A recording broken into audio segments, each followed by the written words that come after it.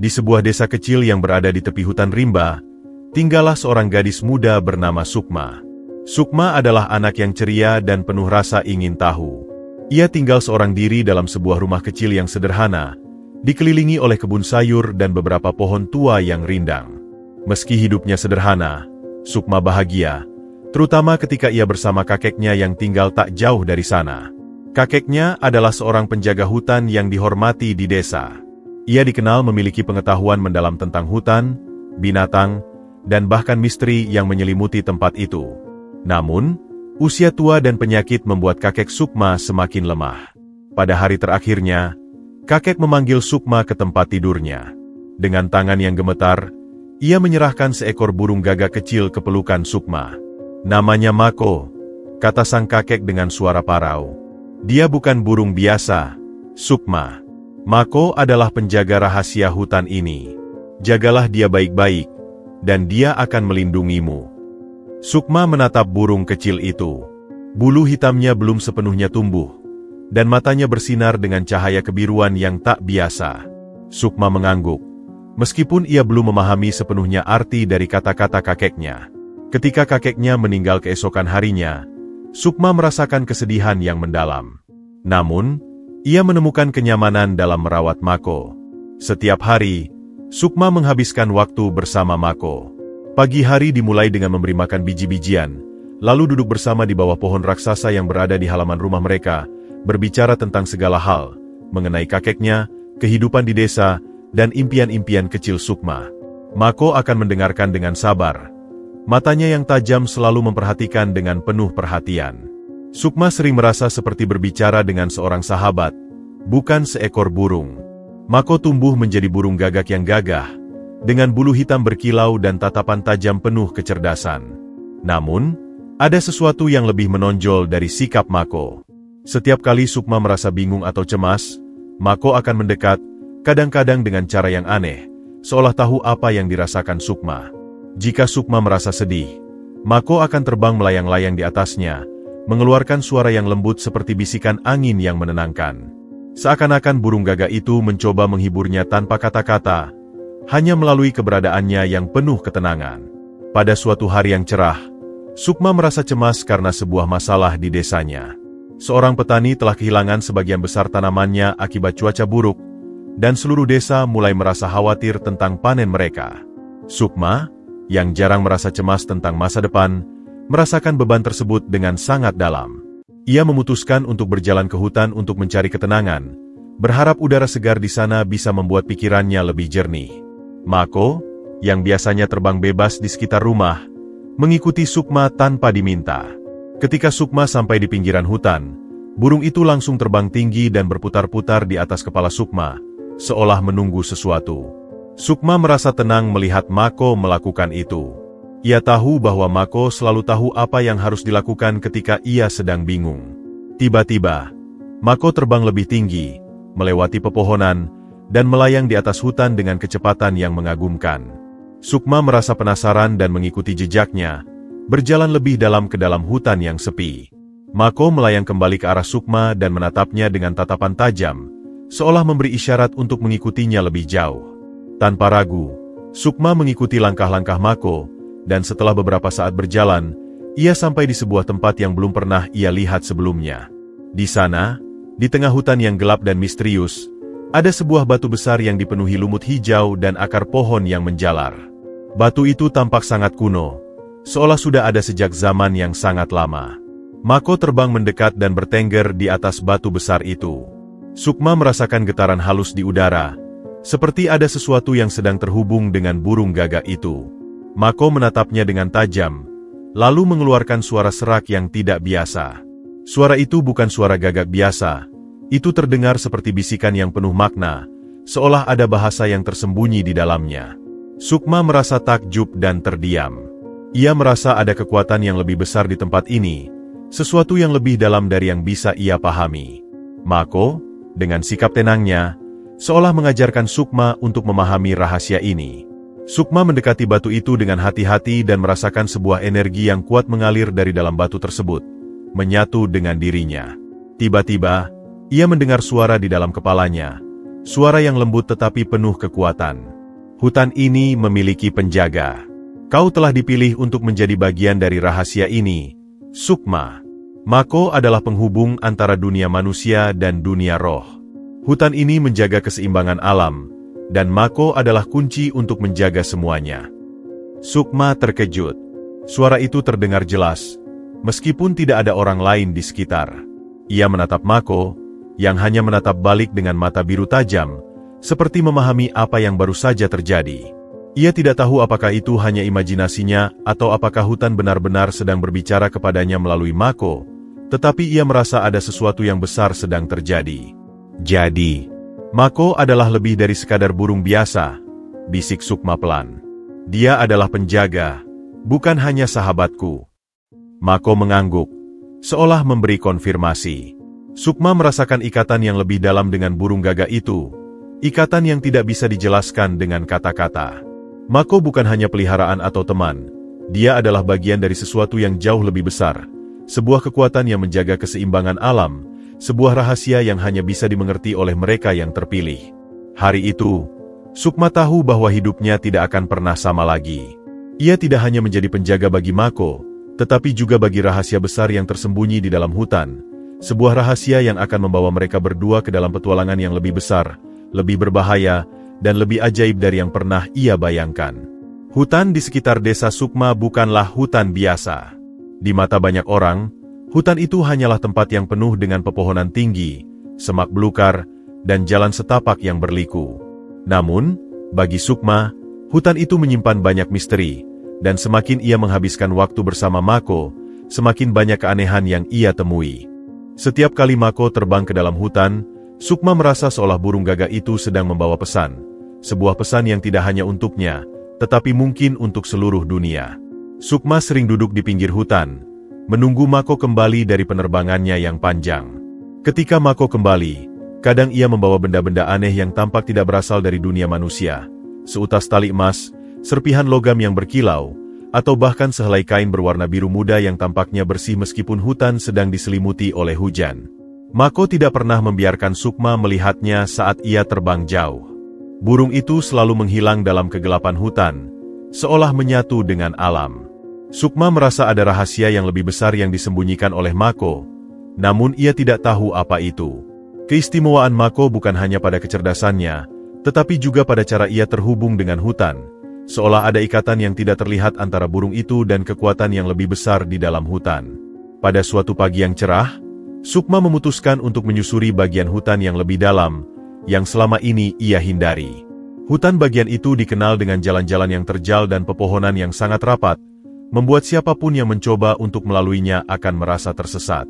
Namun, Sukma merasa semakin yakin bahwa ada sesuatu yang penting yang harus ia temukan di sana. Mako, kata Sukma dengan lembut, memanggil burung itu yang sedang bertengger di cabang pohon dekat rumah. Ayo kita pergi lebih dalam hari ini. Mako menatapnya sejenak dengan mata biru yang tajam, lalu terbang meninggalkan cabang pohon dan melayang menuju arah hutan yang lebih dalam. Sukma mengikuti jejaknya dengan hati-hati, melangkah pelan di antara akar pohon yang menjalar dan semak belukar yang rimbun. Hutan itu tampak berbeda dari biasanya, seolah memiliki atmosfer yang lebih berat dan misterius. Saat mereka memasuki bagian hutan yang lebih gelap, Sukma merasakan sesuatu yang aneh di udara. Sepertinya hutan ini memiliki kehidupan yang lebih dari sekadar pepohonan dan binatang, sebuah kehidupan yang tidak dapat dilihat dengan mata telanjang, tetapi bisa dirasakan dengan indera keenam. Ia merasakan getaran yang halus di sekitar tubuhnya, seperti ada kekuatan yang mengalir melalui tanah dan udara. Mako terbang lebih jauh ke depan, dan Sukma mengikuti dengan rasa ingin tahu yang semakin besar. Semakin jauh mereka berjalan, semakin banyak benda-benda aneh yang ditemukan di sepanjang jalan. Sukma menemukan batu-batu yang dipenuhi ukiran yang tidak pernah ia lihat sebelumnya. Beberapa di antaranya bercahaya samar dalam kegelapan. Ada juga pohon-pohon besar yang memiliki akar yang menjalar keluar dari tanah, membentuk pola yang tidak wajar, seperti tanda atau simbol yang saling berhubungan. Setelah beberapa saat, Mako berhenti di depan sebuah pohon raksasa yang sangat tua. Pohon itu terlihat sangat berbeda dari pohon-pohon lain di hutan. Kulit kayunya berwarna keperakan dan berkilau, seolah-olah dipenuhi dengan debu bintang.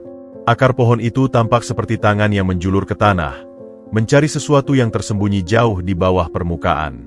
Sukma berdiri di hadapan pohon itu, merasa takjub dan sekaligus terpesona oleh keajaibannya. Mako, yang sudah lebih dahulu bertengger di cabang pohon tersebut, menatap Sukma dengan tatapan yang penuh makna. Sukma merasakan bahwa pohon ini bukanlah pohon biasa.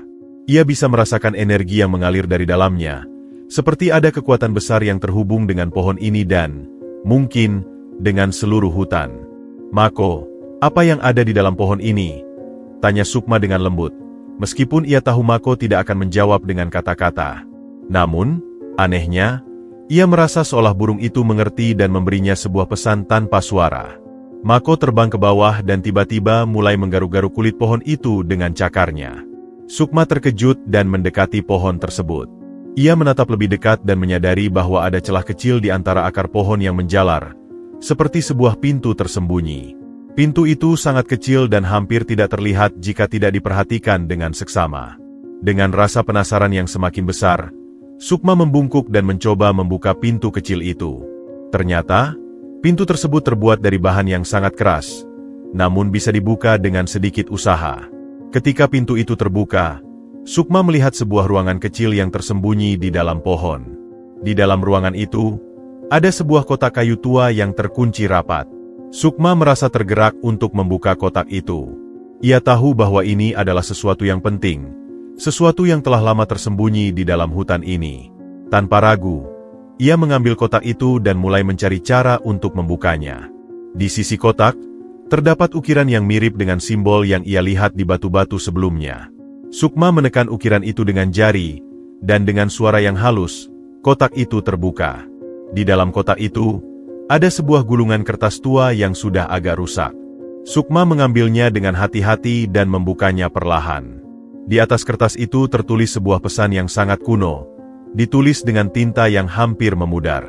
Sukma membacanya dengan hati-hati. Hanya mereka yang memiliki hati yang tulus akan memahami kunci rahasia yang tersembunyi. Kekuatan sejati terletak di dalam hutan, dan hutan ini akan memilih siapa yang pantas menjaganya. Pesan itu mengandung makna yang dalam, dan Sukma merasa bahwa dirinya adalah salah satu orang yang dipilih. Hutan ini, yang penuh dengan misteri dan kekuatan, telah memilihnya untuk menjadi penjaga rahasia-rahasianya. Mako, burung gagak yang selama ini menemaninya, ternyata adalah bagian dari takdir besar ini, sebuah takdir yang tidak hanya menghubungkan Sukma dengan Mako, tetapi juga dengan kekuatan alam yang jauh lebih besar. Sukma menatap Mako yang berada di dekatnya. Mata burung itu bersinar lebih terang dari sebelumnya, seolah memberi pengakuan pada pesan yang baru saja ditemukan. Sukma tahu bahwa perjalanan ini baru saja dimulai. Rahasia yang ada di hutan ini jauh lebih besar dari yang ia bayangkan, dan Mako adalah kunci untuk membuka semua itu. Dengan hati yang penuh tekad, Sukma menyimpan gulungan kertas itu dengan hati-hati dan memutuskan untuk kembali ke desa. Namun, ia tahu bahwa perjalanan ini tidak akan berakhir di sini. Hutan menyimpan lebih banyak rahasia, dan Mako, sahabat sejatinya, akan membantunya mengungkap semuanya. Kini, Sukma merasa lebih terhubung dengan hutan daripada sebelumnya, dan ia tahu bahwa ia memiliki tanggung jawab besar sebagai penjaga rahasia yang terkandung di dalamnya. Beberapa hari setelah Sukma menemukan gulungan kertas, desas-desus mulai beredar di desa. Ada orang-orang yang berbicara tentang hutan dan kekayaan yang tersembunyi di dalamnya. Sukma mendengar kabar ini dari seorang pedagang yang baru saja datang ke desa. Mereka berkata bahwa hutan itu menyimpan harta karun yang tak terhingga, bukan hanya logam dan permata, tetapi juga kekuatan yang bisa mengubah takdir. Sukma merasa gelisah mendengar cerita-cerita itu. Ia tahu bahwa kekuatan hutan itu jauh lebih berharga daripada apa yang bisa dipahami oleh orang-orang itu. Namun, jika mereka tidak tahu apa yang sesungguhnya tersembunyi, maka mereka akan mencapainya dengan cara yang salah. Hutan bukan tempat untuk mencari keuntungan, melainkan tempat yang harus dihormati dan dilindungi. Namun, Sukma juga tahu bahwa ada orang-orang yang tidak akan berhenti begitu saja jika mereka mendengar tentang potensi kekayaan yang terkandung di dalamnya. Kekhawatiran Sukma terbukti benar. Beberapa hari kemudian, seorang pria asing tiba di desa. Pria itu bernama Pak Arga, seorang pedagang dari kota yang terkenal akan ambisinya. Ia mendengar kabar tentang hutan yang menyimpan kekayaan dan segera mendatangi desa untuk mencari cara mendapatkan apa yang ia anggap sebagai peluang besar. Pak Arga datang ke rumah Sukma, mencoba berbicara dengan gadis itu. Namun, Sukma merasa ada sesuatu yang tidak beres dengan pria itu. Ia tidak tahu apa yang membuatnya merasa curiga, tetapi ada aura keinginan kuat yang terpancar dari Pak Arga, sebuah keinginan untuk mendapatkan sesuatu yang lebih dari yang bisa diberikan oleh hutan. Sukma merasa tidak nyaman, tetapi ia tetap berbicara dengan pria itu, berharap ia bisa menjaga jarak dari niat buruk yang mungkin tersembunyi. Pak Arga berkata dengan suara halus, "Saya dengar hutan ini memiliki sesuatu yang sangat berharga. Saya tahu Anda memiliki hubungan dekat dengan hutan ini, Nona Sukma. Mungkin Anda bisa membantu saya mendapatkan sesuatu yang saya cari, sesuatu yang sangat berharga dan bisa mengubah hidup kita semua." Sukma menatap Pak Arga dengan waspada. "Apa yang Anda cari, Pak?" tanyanya. Suaranya tenang tetapi penuh kewaspadaan. Pak Arga tersenyum tipis. "Saya mendengar ada sesuatu yang luar biasa di dalam hutan ini, sesuatu yang bisa mengubah segala hal. Sebuah kekuatan, mungkin juga permata, yang sangat berharga. Saya yakin Anda tahu tentang hal itu." Sukma menahan napas. Mako, yang biasanya duduk tenang di sebelahnya, tiba-tiba terbang mendekat dan bertengger di bahu Sukma. Mako mengeluarkan suara yang tidak biasa, sebuah suara rendah yang seolah memperingatkan Sukma. Sukma merasa ketegangan di udara semakin meningkat, dan ia tahu bahwa Pak Arga tidak datang dengan niat baik. Setelah pembicaraan mereka selesai, yang didapat Sukma ialah ancaman.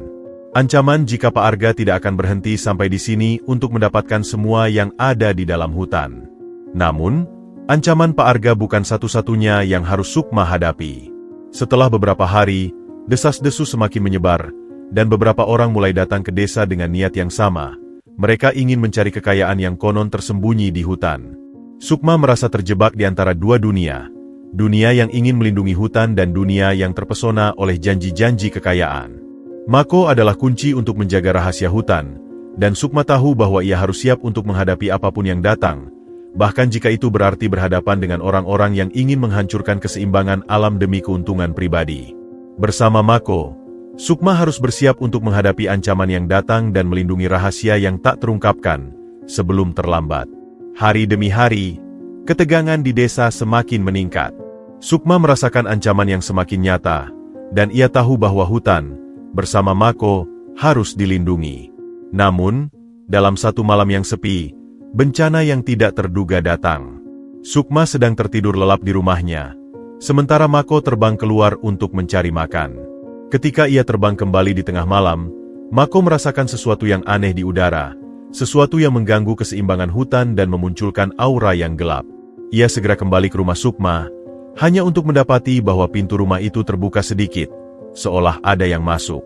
Hati Mako tergetar. Tanpa berpikir panjang, burung gagak itu terbang lebih cepat menuju rumah Sukma. Begitu ia masuk melalui jendela, ia mendapati rumah itu kosong. Sukma hilang. Keheningan malam dipenuhi dengan perasaan cemas yang semakin dalam. Di luar rumah, Mako mendengar suara langkah kaki berat yang menjauh.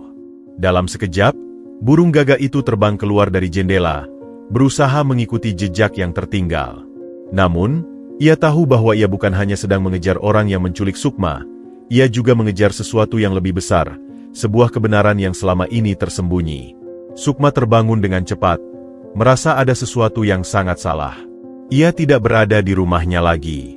Pandangannya kabur, dan ia merasa pusing.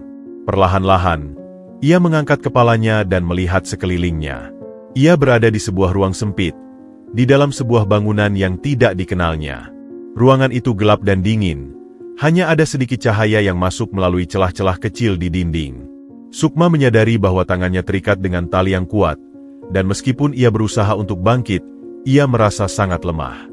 Pak Arga, yang sudah sejak awal mengincar hutan, kini berada di hadapannya. Wajahnya tampak penuh kemenangan, namun di balik senyum itu, Sukma bisa merasakan niat buruk yang semakin menguat. "Ah, Nona Sukma, saya tahu Anda akan menghalangi saya.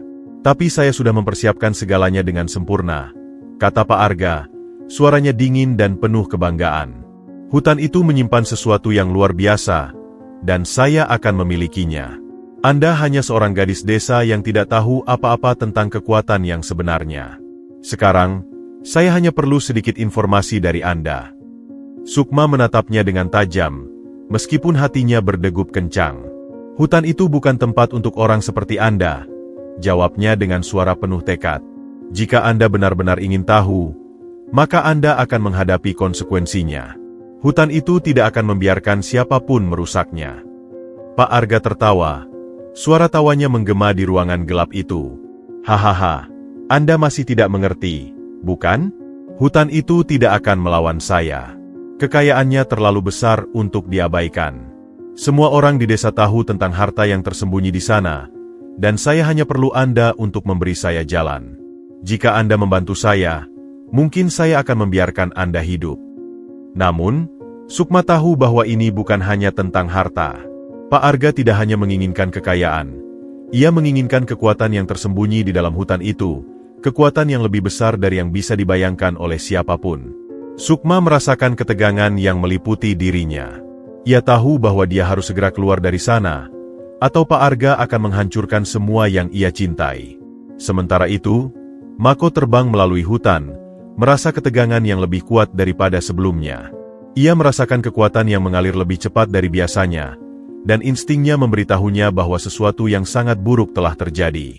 Ketika ia terbang lebih jauh, ia akhirnya menemukan jejak yang membawa ke arah bangunan tua yang tersembunyi di ujung hutan.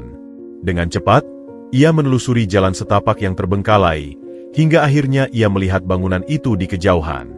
Mako menuki ke bawah dan mendarat di atas atap bangunan tersebut, melihat melalui jendela sempit. Di dalamnya, ia melihat Sukma, terikat di sebuah kursi, dan Pak Arga yang tampak sedang berbicara dengan penuh kemenangan. Mako merasakan kebencian yang mendalam. Hutan tidak pernah suka jika seseorang mencoba merusak keseimbangannya, dan Pak Arga adalah ancaman yang harus dihadapi. Tanpa ragu, Mako terbang tinggi dan mengeluarkan suara panggilan yang keras. Suara gagak itu menggema ke seluruh hutan, seolah memanggil kekuatan alam untuk bangkit. Sukma mendengar suara itu, dan meskipun ia merasa lemah, ia tahu bahwa Mako sedang melakukan sesuatu yang penting. Burung gagak itu, yang selama ini ia anggap sebagai teman, kini menjadi penjaga yang lebih kuat dari yang ia bayangkan. Di luar, suara Mako semakin keras, seolah menembus kegelapan malam. Pak Arga terkejut dan melihat ke arah jendela. "Apa itu?" teriaknya. Kebingungannya mulai tampak. Sebelum ia bisa bereaksi lebih lanjut, sebuah ledakan cahaya besar muncul dari dalam hutan. Tanpa disangka, pohon-pohon yang tinggi di sekitar bangunan mulai bergetar, seolah dipenuhi dengan kekuatan yang luar biasa. Tiba-tiba, dari dalam kegelapan hutan, muncul makhluk-makhluk yang tidak tampak seperti apapun yang pernah dilihat oleh manusia, penjaga hutan yang mulai bangkit. Mako bukan hanya burung biasa. Ia adalah perantara antara dunia manusia dan dunia magis yang tersembunyi di dalam hutan. Ketika Mako memanggil kekuatan itu, alam yang selama ini terpendam mulai bergerak, memberikan dukungan kepada Sukma. Pak Arga mulai panik. "Apa yang terjadi? Ini tidak mungkin," teriaknya, namun sudah terlambat. Sebuah kekuatan yang jauh lebih besar dari dirinya menguasai tempat itu. Tanpa peringatan, bangunan yang digunakan untuk menahan Sukma mulai bergetar hebat, dan dinding-dindingnya mulai runtuh. Sukma merasakan kekuatan luar biasa itu, dan dengan cepat ia berusaha untuk melepaskan tali yang mengikatnya. Saat dinding runtuh sepenuhnya, Mako terbang memasuki ruangan, menyambut Sukma yang sudah bebas. Sukma, dengan cepat, meraih burung gagak itu, dan dalam sekejap, ia merasa energi yang mengalir dari Mako memberi kekuatan baru padanya. Sekarang, bukan hanya Mako yang menjadi penjaga rahasia hutan, Sukma, yang telah dipilih oleh hutan, kini menjadi bagian dari kekuatan itu. Mereka berdua berdiri bersama, siap menghadapi ancaman apapun yang datang. Pak Arga, yang panik melihat kehancuran di sekitarnya, mencoba berlari, namun setiap langkahnya terasa lebih berat. Bumi di bawah kakinya mulai bergetar, dan hutan itu, yang sebelumnya tampak seperti tempat yang penuh misteri, kini seolah melawan kehadirannya. Pohon-pohon yang tinggi berbisik, dan angin yang berhembus membawa bau tanah yang dalam, seolah memberi peringatan akan apa yang akan datang. "Ini tidak bisa terjadi," teriak Pak Arga, melangkah mundur dengan wajah yang kini penuh ketakutan. Ia berusaha menenangkan dirinya, mencoba meraih kendali, tetapi ia tahu bahwa dirinya telah memasuki wilayah yang tidak ia pahami, yang jauh lebih besar dan lebih kuat daripada ambisi egoisnya. "Sukma, yang kini merasakan kekuatan besar yang mengalir dalam tubuhnya, menatap Pak Arga dengan tajam. Ia bisa merasakan niat buruk pria itu. Ia tahu bahwa Pak Arga tidak hanya ingin menguasai hutan, tetapi juga kekuatan yang tersembunyi di dalamnya. Sebuah kekuatan yang jika salah digunakan, dapat menghancurkan dunia itu sendiri. Pak Arga, Sukma berbicara dengan suara yang rendah namun penuh kekuatan. Hutan ini bukan untukmu. Kekuatan ini bukan milik manusia yang hanya mencari keuntungan pribadi.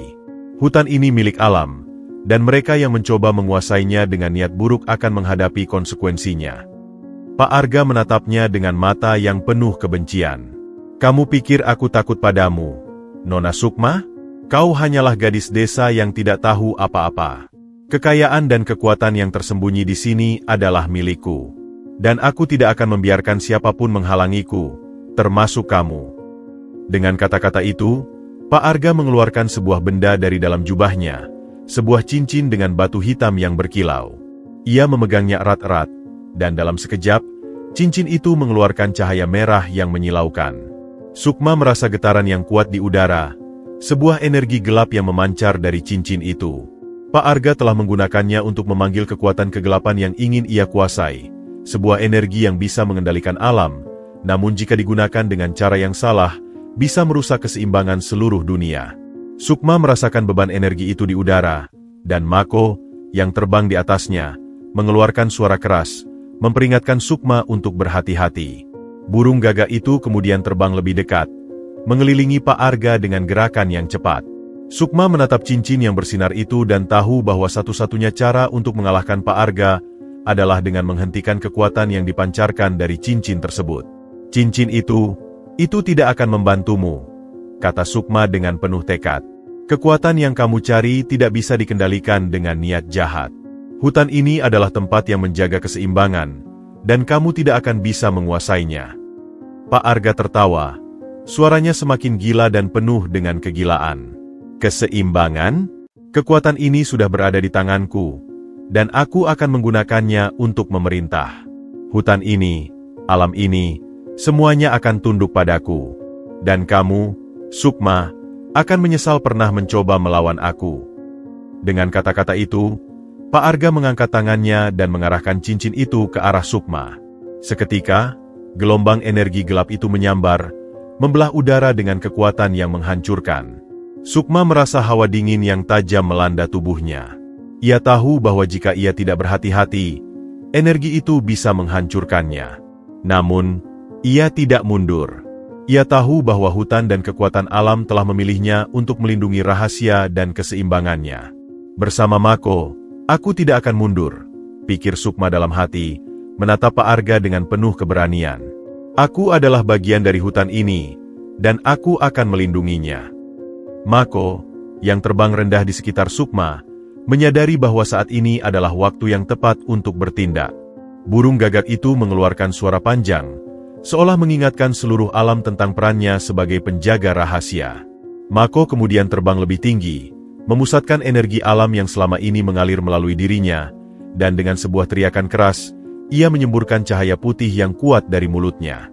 Cahaya itu langsung beradu dengan energi gelap yang dipancarkan dari cincin Pak Arga. Ketegangan udara semakin memuncak. Sukma merasakan bagaimana energi itu saling bertabrakan, berusaha menahan gelombang kekuatan yang berlawanan.